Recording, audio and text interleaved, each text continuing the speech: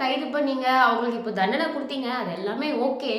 ஆனா 10வது ஆளா ஒருத்தன் இருந்தானே, அவன் என்ன பண்றான்? ஏன்டா சுத்தி வளைச்சு போடுறீங்க? அதிமுக காலத்துல நடந்த ஒரு பிரச்சனை தான் இப்போ தீர்வு கண்டிருக்கும். அதிமுக நிர்வாகிகள் தான் இதெல்லாம் பண்ணாய்ங்க. அப்படின்ற மாரி சொல்ல வேண்டியதானே? இதுதான் மக்களோட கருத்தா இருக்கு. நான் இப்போ எத பத்தி பேசப் போறேன் அப்படின்றது நீங்க பார்க்கும்போது ரொம்பவே கன்ஃப்யூஷனா இருப்பீங்க. நான் என்ன பத்தி பேசப் போறேன் அப்படின்னு பார்த்தீங்கன்னா, பொள்ளாச்சியில நடந்த கூட்டு பாலியல் வன்கொடுமை கேஸ் வந்து ரொம்ப வருஷமா கிட்டத்தட்ட 6 வருஷமா போய்க்கிட்டு இருக்கு. அந்த கேஸோட தீர்ப்பு இன்னைக்கு நள்ளிரவு அப்போ குடுக்கப்பட்டது. என்ன ஏது அப்படிங்கிறத இந்த வீடியோவை முழுசா பார்த்து தெரிஞ்சுக்கோங்க. Match start. ஹாய், ஹலோ, வணக்கம் and welcome back to our channel மக்களே. நான் உங்கள் கண்மணி தான் பேசிட்டு இருக்கேன். நம்ம இந்த வீடியோல பார்க்க போற ஒரு விஷயம் நான் ஆல்ரெடி உங்களுக்கு சொல்லிட்டேன். பொள்ளாச்சி கேஸ் தான் பார்க்க போறோம். இந்த கேஸ் 2019 வழக்கு பதிவு செய்யப்பட்டது. என்ன இந்த கேஸ் அப்படின்னு பார்த்தீங்கன்னா, நிறைய பெண்களை கூட்டு பாலியல் வன்கொடுமை, அதாவது பாலியல் ரீதியா துன்புறுத்தி அவங்கள ரேப் பண்ணி அந்த வீடியோ எடுத்து வச்சு கிட்டத்தட்ட நிறைய பேர் இந்த ஒரு விஷயத்துல வந்து ஈடுபட்டிருந்தாங்க. ஃபர்ஸ்ட் அந்த கேஸ் என்ன, 2019 பொள்ளாச்சியில அப்படி என்னதான் நடந்தது அப்படின்றத முதல்ல பார்த்தலாமா? கோயம்புத்தூர் பொள்ளாச்சி இங்க தான் அந்த கேஸ் வந்து நடந்துட்டு இருந்தது. பல ஆண்டுகளா இந்த கேஸோட விசாரணை நடந்து இன்னைக்கு இந்த கேஸுக்கான தீர்ப்பை நம்ம எல்லாருமே பார்த்துருப்போம். அண்ட் அது பற்றி தான் இந்த வீடியோவும் பேச போகுது. பல பெண்களை வீடியோஸ் எடுத்திருக்காங்க. எந்த மாதிரியான வீடியோஸ் அப்படின்னு பார்த்தீங்கன்னா, பாலியல் வன்கொடுமை செய்த வீடியோ. அந்த மாதிரி உள்ளாக்கப்பட்ட அந்த பெண்கள் தனக்கு நடந்த அநியாயத்தை வந்து போலீஸ்ல கம்ப்ளைண்டா பதிவு பண்றாங்க. அதன் பெயர்ல தான் இந்த 9 பேரையும் கைதும் பண்றாங்க. இந்த கேஸ் முதல்ல பொள்ளாச்சி டவுன்ல இருக்க போலீஸ் ஸ்டேஷன்ல ரிப்போர்ட் ஆகி பின்பு சிபிசிஐடிக்கு போய் அதுக்கப்புறம் சிபிஐ கிட்ட போகப்பட்ட ஒரு வழக்கு தான் இது. இந்த வழக்குல கிட்டத்தட்ட 9 பேர் கைது பண்ணியிருக்காங்க. அதுல முதலாவதா 2019 ஒரு 5 பேரை கைது பண்ணியிருக்காங்க. அவங்க யாரு அப்படின்னு பார்த்தீங்கன்னா, திருநாவுக்கரசு, சபர்சன், வசந்த்குமார், சதீஷ், மணிவண்ணன். இவங்க 5 பேரையும் 2019 கைது பண்ணாங்க.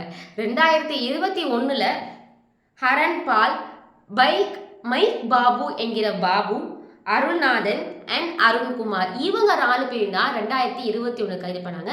டோட்டலா இந்த வழக்குல 9 அக்யூஸ்ட்னு சொல்லப்படுது. ஆனா 10ஆவதா ஒரு ஆள் இருந்ததாகவும் அவன் வந்து ஒரு மெயினான பவர்ல உள்ள ஆளுன்றதுனால தப்பிச்சதாகவும் நிறைய பேர் சொல்ற ஒரு மர்மம் இந்த கேஸ்ல இருக்கு.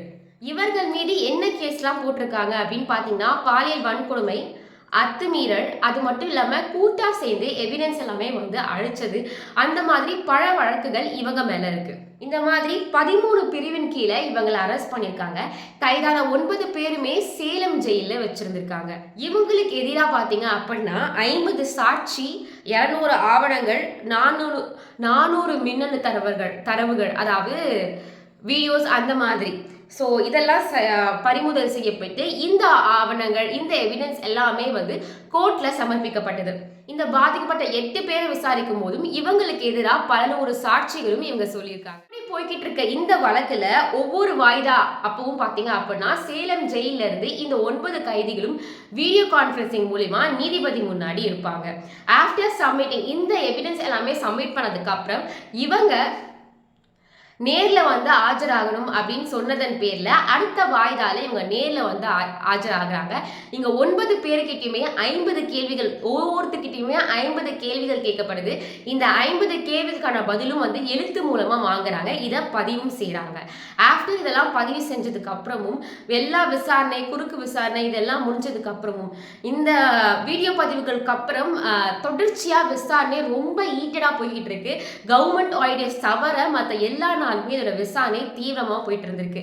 இந்த எவிடன்ஸ்லாம் விசாரிச்சு இது பண்ணதுக்கு அப்புறம் மே மாதம் 28ஆம் தேதி திரும்பியும் கோர்ட்ல இன்னொரு வாய்தா வந்திருக்கு. அந்த வாய்தால இது எல்லாமே விசாரிச்சு முடிச்சு இறுதியா மே 13 இதுக்கான தீர்ப்பு வரும் அப்படின்ட்டு நந்தினி தேவி அப்படின்ற நீதிபதி தலைமையில இந்த அமர்வு ஸ்டார்டிங்ல நடக்குது. அவங்க தான் இந்த ஒரு விஷயத்தையும் சொல்லியிருந்தாங்க. மே 13 இன்னைக்கு அந்த 9 பேருக்கும் வந்து தண்டனை கொடுக்க போற ஒரு காலம். தண்டனை அப்படின்னும் போது ஆப்வியஸா நம்மளுக்கு தெரியும், எல்லாருமே எதிர்பார்த்த ஒரு தண்டனைனா டெத் சென்டென்ஸ். பட் அவங்களுக்கு கொடுக்கப்பட்ட ஒரு தண்டனை வந்து ஆயுள் தண்டனை. ஆனா ஒவ்வொருத்தருக்கும் அந்த தண்டனைகள் வேறுபடுது. அதுக்கு என்ன காரணம் அப்படின்றத வந்து இதுவரைக்கும் அபிஷியலா வரல அப்படின்னு நான் நினைக்கிறேன். 9 பேருக்குமே சாகும் வரை ஆயுள் தண்டனை வந்து கோவை மகளிர் கோர்ட் வந்து சொல்லியிருக்காங்க நந்தினியோட தலைமையில. ஸோ வழக்குல பாதிக்கப்பட்ட 8 பெண்களுக்கும் 85 லட்சம் கொடுக்கணும் அப்படிங்கிற மாதிரியும் சொல்லியிருக்காங்க. இது மட்டும் இல்லாம திருநாவுக்கரசு மணிவண்ணன் இவங்க 2 பேருக்குமே 5 ஆயுள் தண்டனை, சபரிராஜனுக்கு 4 ஆயுள் தண்டனை, வசந்த்குமாருக்கு 2 ஆயுள் தண்டனை, சதீஷ் ஹெரன்பாலுக்கு 3 ஆயுள் தண்டனை, அருண்குமார், பாபு, அருளானந்தம் இவங்க 2 பேருக்குமே வந்து 1 ஆயுள் தண்டனை கொடுத்துருக்காங்க. ஏன் இவங்களுக்கு இந்த தண்டனையில அவ்வளோ டிஃப்ரென்சஸ் இருக்கு? அண்ட் இதை பார்க்கும்போது நிறைய பேர் சொல்ற ஒரு விஷயம் என்ன அப்படின்னு பார்த்தீங்கன்னா, இவங்க திரும்பியும் மேல்முறையீடு பண்ணுவானுங்க, அவங்களுக்கு வந்து தண்டனை குறைக்கப்படும், இதுதான் நாங்கள் எல்லா கேஸ்லையும் பார்த்துட்டு இருக்கோமே அப்படின்றது தான் இந்த கேஸோட தீர்ப்புக்கு அப்புறம் மக்களோட கமெண்ட்ஸாக இருக்கு. ஏன்னா நிறைய தீர்ப்புல வந்து இது நடந்து தான் இருக்கு. டெத் சென்டென்ஸ் கொடுத்துருந்தா கூட பரவாயில்ல, அது ஆயுள் தண்டனையாக போயிருக்கு. மேல்முறையீடு பண்றாங்க அப்படின்னா அங்க இருக்க ஒரு சில பேருக்கு தண்டனை குறைய ஏகப்பட்ட சான்ஸ் இருக்கு. அண்ட் இதுக்கு முன்னாடி நிறைய கேஸை ரெஃபர் பண்ணும்போது என்ன சொல்லப்பட்டது அப்படின்னு பார்க்கும்போது அதை கேட்டால் எல்லாருக்குமே சிரிப்பு வரும், எனக்கு மோஸ்ட்டாக வரும். ஏன் அப்படின்னா வந்து கொலைக்கான எந்த பின்னணியும் இல்லை, அதனாலே உங்களுக்கு தண்டனை குறைக்கலாம், வெளியே விட்டுடலாம், தூக்கு தண்டனை வேணாம், ஆயுள் தண்டனை வேணாம் அப்படின்ற மாதிரி நிறைய சட்டம் சொல்லியிருக்கு, நிறைய கேஸில் இது நடந்திருக்கு. ஸோ இதெல்லாம் பார்க்கும்போது சட்டம் தப்பா, அதை எழுதினவன் பண்ண தப்பா, இல்லை அதை கொடுக்குறவன் பண்ண தப்பா அப்படின்றது தான் நிறைய குழப்பமாக இருக்கும். ஸோ இந்த பொள்ளாச்சி கேஸோட தீர்ப்பு லேட்டாக வந்தாலும் ஓரளவுக்கு ஓகேவா இருக்கு அப்படின்ற மாதிரி தான் எல்லாருமே சொல்லியிருக்காங்க. இருந்தாலும் அவங்களுக்கு ஏன் டெத் சென்டென்ஸ், அதாவது தூக்கு தண்டனை கொடுக்கல அப்படின்றது மக்களோட கேள்வியா. இந்த மாதிரி நிறைய அப்டேட்ஸ் நீங்கள் தெரிஞ்சுக்கணும் அப்படின்னா கண்மணி அப்படின்ற இந்த சேனலை மறக்காம சப்ஸ்கிரைப் பண்ணிக்கோங்க. அது வரைக்கும் நான் விடைபெறுவது நான் உங்கள் கண்மணி. பாய்.